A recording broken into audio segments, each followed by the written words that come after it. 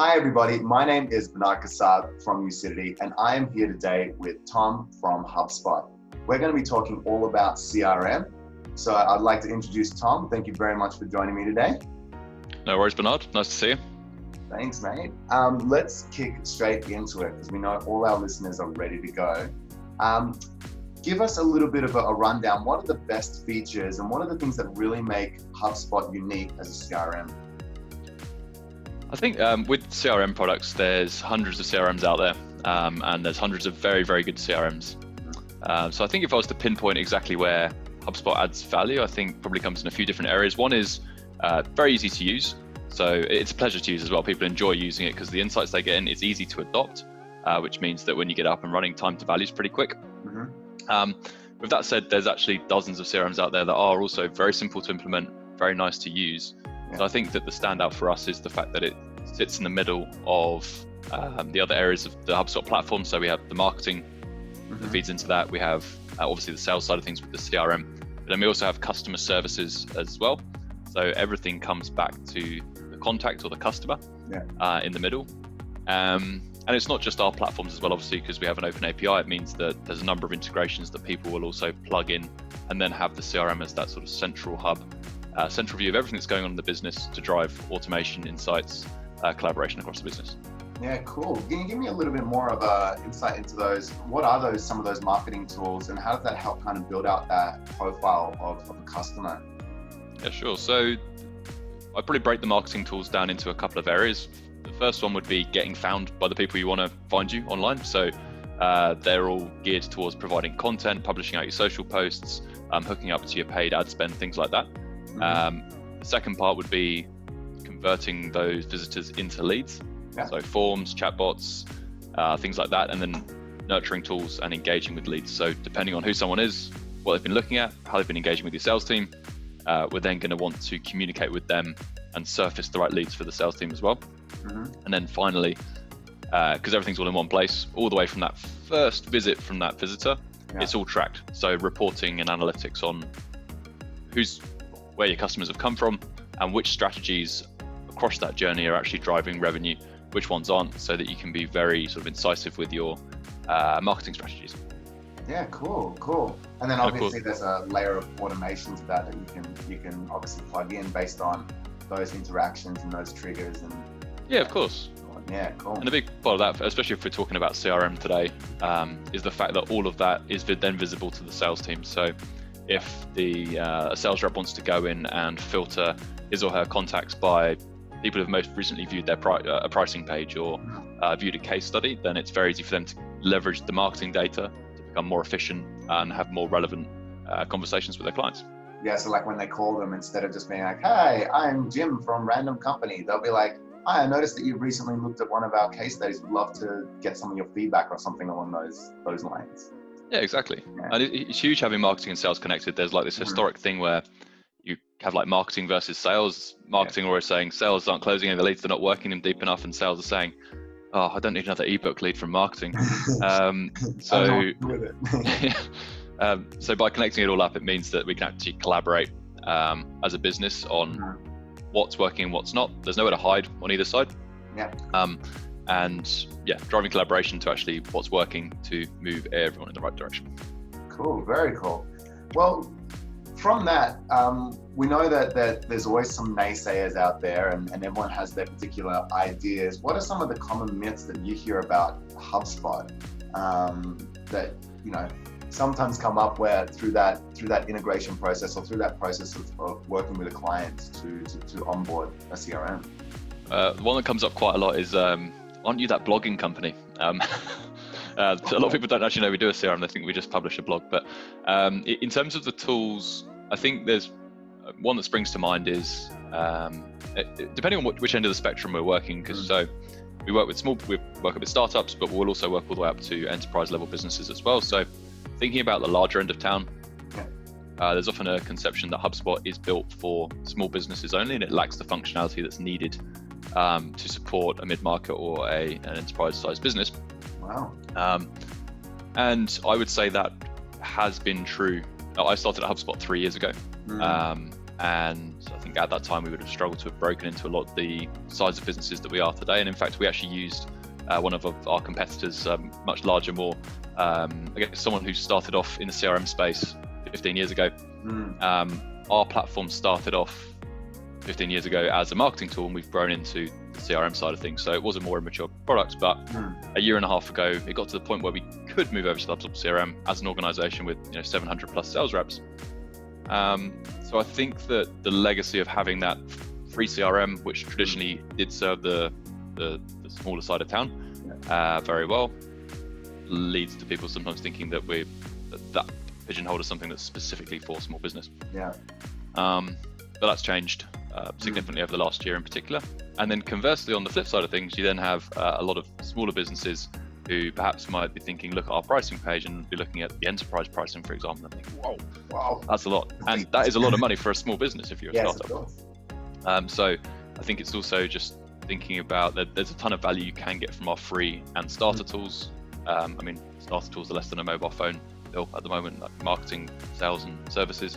You can start to scale into those and start building out things like email marketing and conversion strategies on your website, as well as sales productivity. So probably the biggest two conceptions are probably from either end of the market, where someone says, oh, you're way too expensive, or hey, you're not going to scale to our size. Obviously there's different scenarios for each customer, but often when we delve deeper, we actually find that there is a route. Yeah, and often we find it as well when we have conversations around CRM, it's not about necessarily what the CRM can and can't do, it's about how they use it. And a lot of people don't spend the time integrating it properly, making sure it's part of the system or adapting it so it fits into the system. So often they go like, oh, it's not quite a right fit. And we're like, well, did you make it a right fit? Like, have you worked on it enough for it to actually fit the business? So I can see on both ends of that, how that could be either a little bit of an obstacle or a hurdle for them to overcome. So I can definitely see how that comes up. So well, who would you say that the solution is best tailored for? I probably wouldn't pigeonhole it into a specific industry or even size of business. I mean, there's some significantly large, like Commonwealth Bank of Australia is not going to be using HubSpot just because they need a heavily customized solution for a CRM. But on the whole, if we're thinking like sort of small, medium, enterprise-sized businesses, we would be focusing, or businesses that would be getting value out of HubSpot would be those that are very focused on sales-driven organizations, and organizations that are focused on lead generation, as well as, I guess, customer experience as well. If they're wanting to really try to provide a great digital experience for their clients through the website, through the sales team, through how they're serviced, HubSpot's going to help with that. And of course, with the lead gen, that's kind of where we've come from. So I'd probably say that. Yeah, cool. And around that, it doesn't tend towards product versus a service type business. Both of them are kind of can find opportunities to leverage the platform. Yeah. These days, our marketing tools historically were built towards organizations where, because of the strategies that you use with HubSpot to get the most out of it, traditionally those with businesses that have a longer buying cycle, high value products and services, where you can nurture people along their journey, and that helps to deliver a strong ROI. But when you start moving into the CRM space and starting to develop the product in a much more advanced manner now to fit into things like the e-commerce space, it's not so much of an importance to us now. We're actually more thinking about operationally, how can we help a business save more time, generate more opportunities for a sales team. So the conversation previously was more probably service orientated, high ticket item orientated, but nowadays, because we can solve so many more problems, there's different avenues we can go down. And different tools that they can leverage. So based on their requirements, based on their opportunities to create efficiencies in the business, you can scale products depending on the business needs. So cool. So is there anyone in particular, which I think you've kind of answered this, that it doesn't fit for, it's not a good solution for? I mean, obviously, like at the real large end of town, if I'm speaking to a business that's got several hundred salespeople, chances are that they're going to want something that's super bespoke to their requirements and very customized, and that's not HubSpot, so that's cool. Look, if someone's really happy with their current CRM, Yeah. and it's doing everything that they need and they're happy with it, then I would never be sort of pushing anyone to change. Yeah. Like all of the other CRM platforms that we come across in the market, they're all fantastic. They do a great job. Like you alluded to earlier, it generally comes down to have they been implemented properly. And if something's been being used and it's been customized and everyone's happy, then I wouldn't be looking at HubSpot as a CRM. You might want to tag your marketing into the CRM, but not for the actual CRM component. But in saying what you just said before, you have a sales team of over 100 people and essentially use HubSpot to run the business now. We do, yeah. Yeah. So it can work. It can, yeah, definitely can. We have some organizations with up to even over 1,000. I think one of our largest clients in the States. So it works. It's just one of those where if someone wants a super customized system, then probably there are more bespoke systems out there. Yeah, cool. What are some of the systems that integrates with? Do you guys know which ones are like the most popular kind of integrations? So if you take a look on the HubSpot Marketplace, just Google, take a look. There's hundreds of applications that will integrate with HubSpot, and they'll vary. Like you got everything from very sort of easy, quick things like integrate WhatsApp in with your marketing, for example, all the way through to, I guess, common ones would be accounting packages. So thinking about things like QuickBooks Zero, things like that, where people want to feed sales data into where they invoice their clients from. We've also got like very specific tools for things like account-based marketing, which are a bit more niche, which we'll hook into HubSpot. And what I find is really cool as well, like we have a service desk and we have service components, but we'll also integrate with best-of-breed technologies. Zendesk, for example, there's a strong integration with Zendesk because Zendesk is a market-leading service desk tool. So we'll integrate in with that. We integrate with Salesforce. We have a very strong integration with Salesforce. So again, in that scenario which I was talking about earlier, if someone's integrated to Salesforce and they're really happy with it, fantastic. It's a great platform, like really good tool. And if they're loving it, no need to make the switch to HubSpot, but very often people might want to hook the marketing tools into Salesforce and start pushing leads in there. Very common. So there's a whole host of different integrations. They use Salesforce for the CRM component and customer management component, and they use HubSpot for the marketing component. Yep. That's very cool. That's a cool integration. You also mentioned WhatsApp. What's the integration with WhatsApp for chat function? It was just a throwaway example, but like an example would be if you wanted to send a notification to someone via WhatsApp based on a certain trigger or event as a reminder, or even as something internal, then you could That's do that. I guess cool. a probably more common one for internal messaging would be the Slack integration, if based on a certain action, or if you wanted to remind someone. People pay way more attention to Slack than they do their emails these days, so I do. So that's pretty handy. Yeah, cool. Very cool.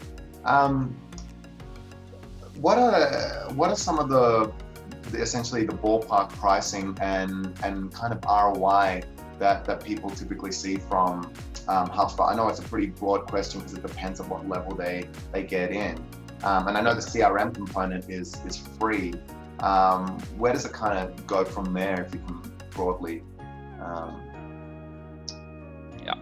So like you said, the CRM's free. There's also a host of free marketing tools, sales and service tools that come with that.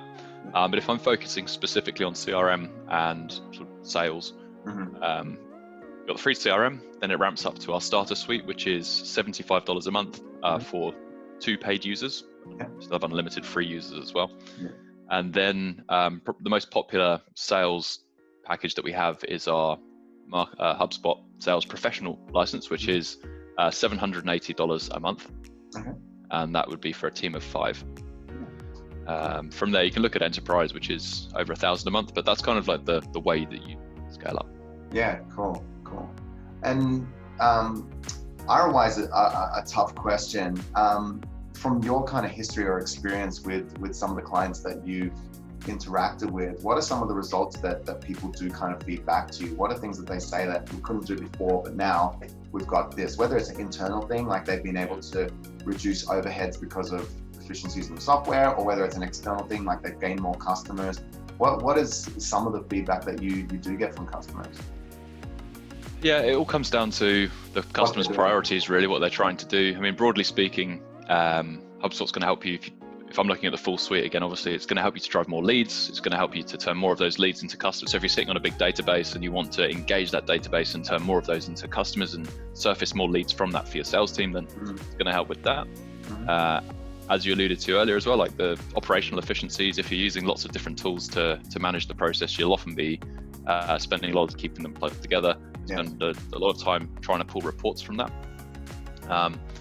And then just the reporting side of things, which is having that single view of a customer and understanding that whole journey, where they've come from, what journey they went through, and even when they come back on board, what products and services they're using, what are they doing on the website, using surveys to understand if they're happy or not. And getting feedback allows you to make better decisions faster about how to grow your business and how to better engage with your customers. When it comes to ROI on the sales teams or the sales tools and CRM specifically, it's always for me going to come down to probably efficiency internally, just by removing points of friction within your organization, increasing that visibility. And I always like to try and break it down. So if you think about a business that has a sales-driven organization, you have sales reps. I'm just going to pluck a number out of thin air. You might be paying a sales rep 100 grand a year with commission and bonuses, etc. Maybe less, maybe more, I don't know. And if you actually break down the cost of just using our professional license as an example, like $150 extra a month. If you actually think about the value that rep gets out of it, the efficiencies, it equates to probably a cup and a half of coffee a day to give them a system that actually will help them to do their job better. And that's not taking into account the operational efficiencies. So I think when you think about it from that standpoint, it's pretty easy to think about an ROI, particularly if you're coming from a point where you're not happy with your current system.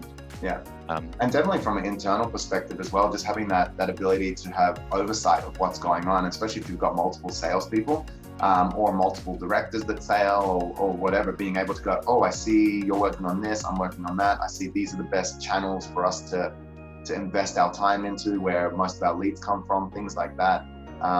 Which is hard to do if you're a leader or a director that's not necessarily associated that closely to your sales team. To get that oversight, I think for sure is really valuable. Yeah.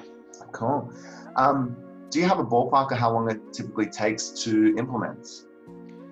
With the free tools, like if you're coming from a point of like a very simple operation with another CRM, or if you're coming from the world of spreadsheets and Outlook and notes, then you're probably talking a few hours to get the free CRM up and running with your data inside, connected to your website, tasks, and like your deal pipeline and forecast and reports all set up.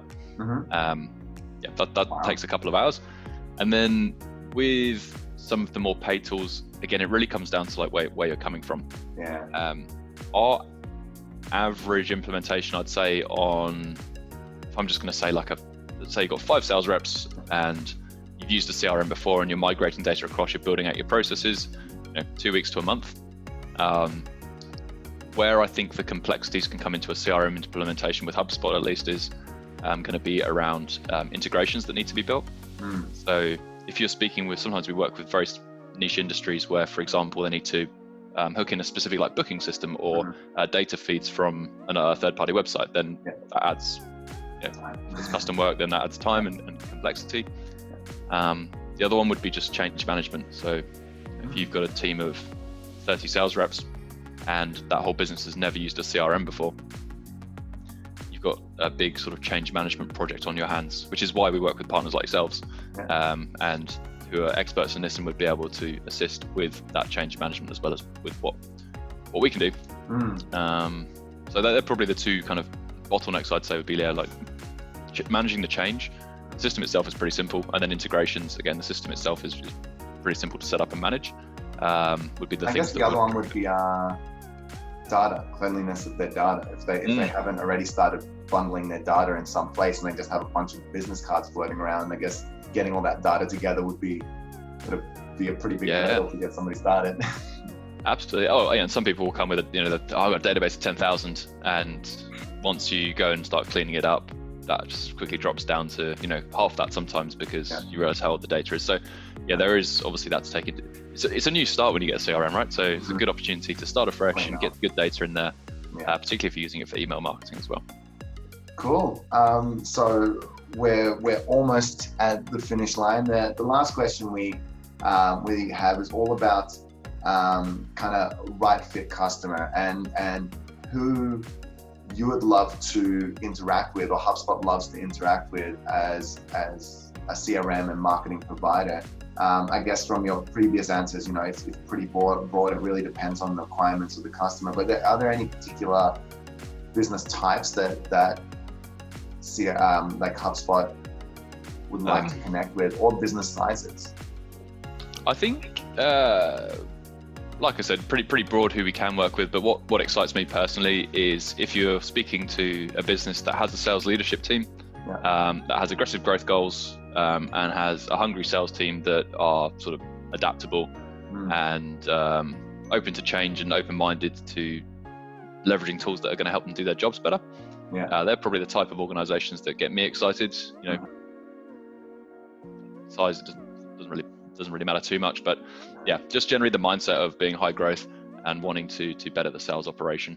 And typically that comes in a number of different industries. You can't really pigeonhole it in one. Yeah, definitely.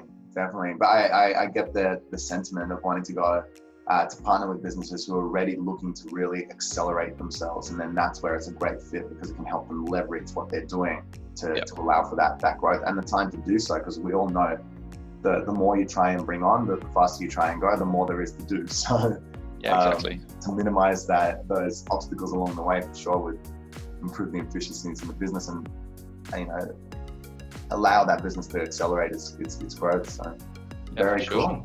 I guess that's probably not unique to HubSpot, bit of a cop-out answer, but if all businesses see something as an investment rather than a ball on a chain, then they're the sort of businesses we want to be speaking to. And some businesses go from that point of view where perhaps previously systems have been something that was viewed as a cost, but they can shift over time to seeing it as an investment. And actually, with what's happened recently globally with the COVID thing, obviously it's not over yet, but fingers crossed through the worst of it now. There's been a lot of conversations I've been having over the last couple of weeks and months with organizations where previously weren't too fussed about systems, but now with remote work and so on, are now starting to see the importance of that, and then providing scalability and future-proofing themselves for what's coming next. So that's great. Scalability and future-proofing, that is I think really encapsulates what you can achieve using a system that helps integrate all the different pathways through a business and gives you that oversight to be able to manage it all. Very, very cool, man. Really appreciate you sharing with us today. Do you have any last little tidbits that you want to throw in there? No, not at all. I think I'll just echo what I said. Like if you're interested in taking a look at looking to optimize anything around your growth, then it's definitely worth taking a look at your systems. Don't overlook them, whether that's HubSpot or someone else. They can be a real source of growth for any business on the sale, whether it's sales, whether it's marketing or whatever. Systems can underpin everything else that you do culturally, strategically, and so on. Awesome, man. Awesome. Thank you very much, everybody. That was Tom from HubSpot. Really appreciate you sharing with us and your time. And catch you on the next one, hopefully. Cheers, Bernard. Thanks, mate. Thanks a lot, mate. Yeah.